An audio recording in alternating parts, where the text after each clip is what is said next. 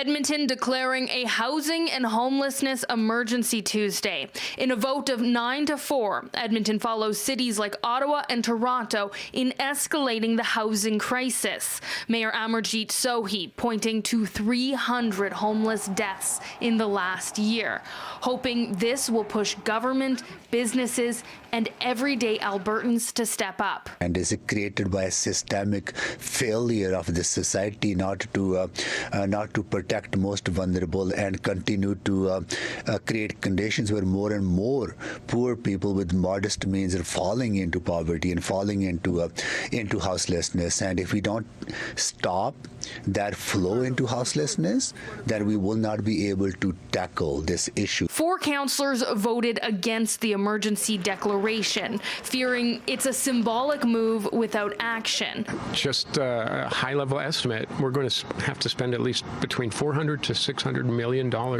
if we actually want to solve this. And by declaring an emergency, that's a promise that we're making, that we're going to solve this issue. And frankly, I don't think that's a promise we can keep. This emergency declaration is effectively empty. There's no action that comes with it. There's no timeline that comes with it. There's an outcome that comes with it, but that outcome is going to be years in the making and requires supports from the actual levels of government that are actually responsible for the problem. Other parts of the motion received unanimous support, like the creation of a task force and calls for a meeting with all levels of government and local First Nations on the topic.